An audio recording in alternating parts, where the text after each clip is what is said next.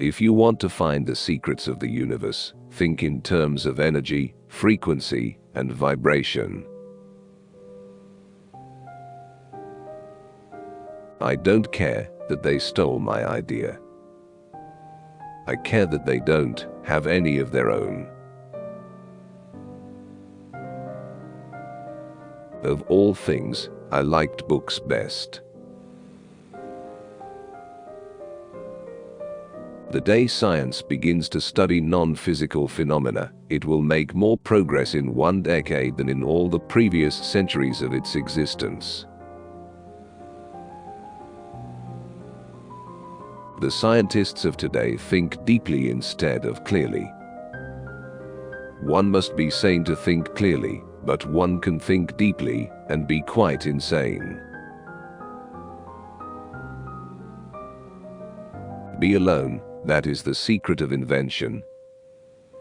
Be alone, that is when ideas are born. The present is theirs. The future, for which I really worked, is mine. My brain is only a receiver. In the universe there is a core from which we obtain knowledge, strength, and inspiration. I have not penetrated into the secrets of this core, but I know that it exists. If your hate could be turned into electricity, it would light up the whole world. I do not think you can name many great inventions that have been made by married men.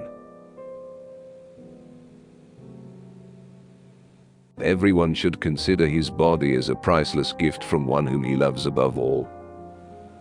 A marvelous work of art, of indescribable beauty and mystery beyond human conception, and so delicate that a word, a breath, a look, nay, a thought may injure it.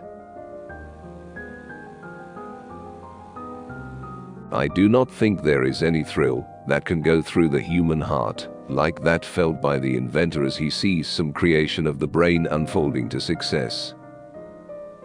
Such emotions make a man forget food, sleep, friends, love. Everything.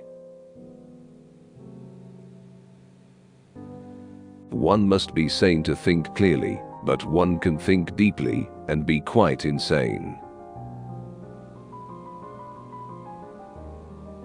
Our virtues and our failings are inseparable, like force and matter. When they separate, man is no more. Let the future tell the truth, and evaluate each one according to his work and accomplishments. The present is theirs. The future, for which I have really worked, is mine. All that was great in the past was ridiculed, condemned, combated, suppressed, only to emerge all the more powerfully, all the more triumphantly from the struggle. Life is and will ever remain an equation incapable of solution, but it contains certain known factors. We crave for new sensations, but soon become indifferent to them. The wonders of yesterday are today common occurrences. What one man calls God, another calls the laws of physics. If you only knew the magnificence of the 3, 6, and 9, then you would have the key to the universe. Invention is the most important product of man's creative brain. The ultimate purpose is the complete mastery of mind over the material world. The harnessing of human nature to human needs. Today's scientists have substituted mathematics for experiments, and they wander off through equation after equation, and eventually build a structure which has no relation to reality. The gift of mental power comes from God, divine being, and if we concentrate our minds on that truth, we become in tune with this great power.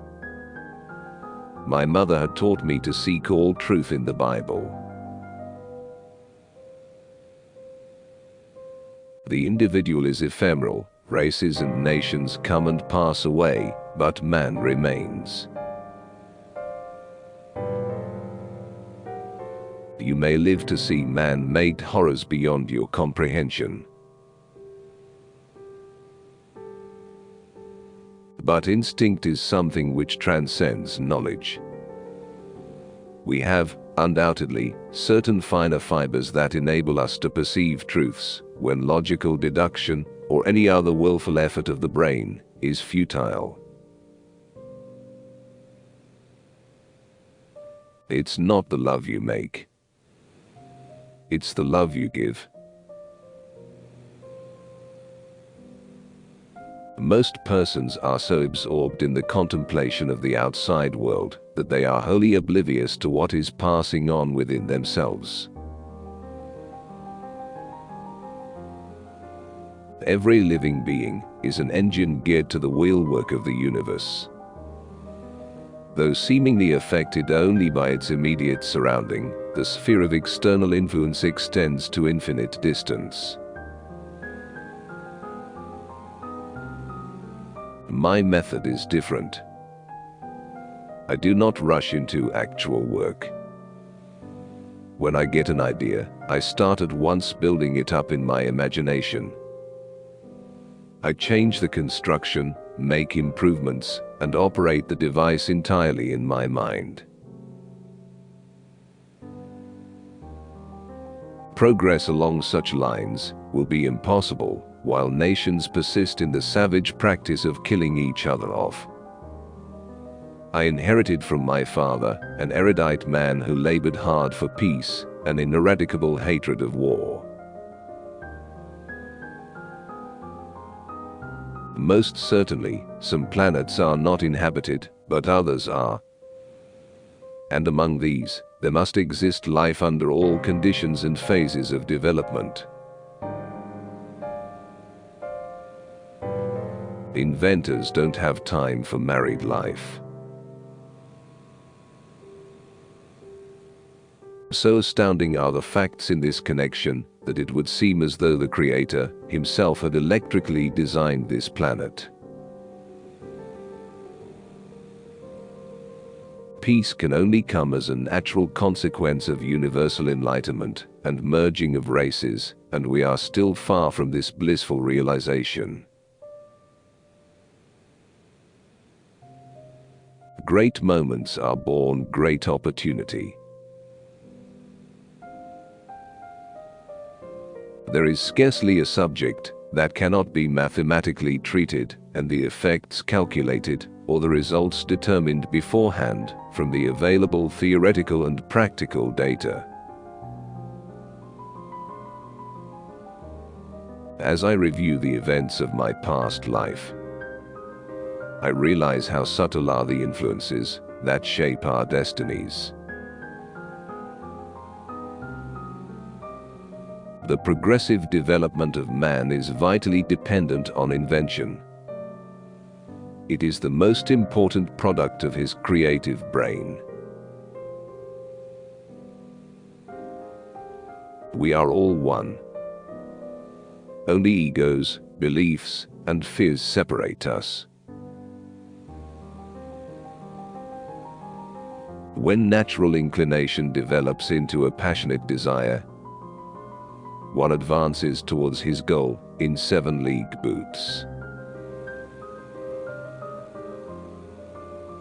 One has to be sane to think clearly, but one can think deeply and be quite insane. Our virtues and our failings are inseparable, like force and matter. When they separate, man is no more. One's salvation could only be brought about through his own efforts. The idea of atomic energy is illusionary, But it has taken so powerful a hold on the minds that although I have preached against it for 25 years, there are still some who believe it to be realizable. Originality thrives in seclusion, free of outside influences, beating upon us to cripple the creative mind. Be alone. That is the secret of invention. Deficient observation is merely a form of ignorance, and responsible for the many morbid notions and foolish ideas prevailing. Genius is its own passport, and has always been ready to change habitats until the natural one is found. One may feel a sudden wave of sadness, and rake his brain for an explanation, when he might have noticed that it was caused by a cloud cutting off the rays of the sun. Science is but a perversion of itself, unless it has as its ultimate goal the betterment of humanity. To know each other, we must reach beyond the sphere of our sense perceptions. My belief is firm in a law of compensation. The true rewards are ever in proportion to the labor and sacrifices made. The hard work of the future will be pushing buttons. These are only new devices for putting the weak at the mercy of the strong. The by far greater number of human beings are never aware of what is passing around and within them, and millions fall victims of disease and die prematurely just on this account. Merciless is the law of nature, and rapidly and irresistibly we are drawn to our doom. Antisocial behavior is a trait of intelligence in a world full of conformists. Marconi is a good fellow. Let him continue. He is using 17 of my patents. Of all the frictional resistances, the one that most retards human movement is ignorance. It will soon be possible to transmit wireless messages around the world, so simply that any individual can carry and operate his own apparatus.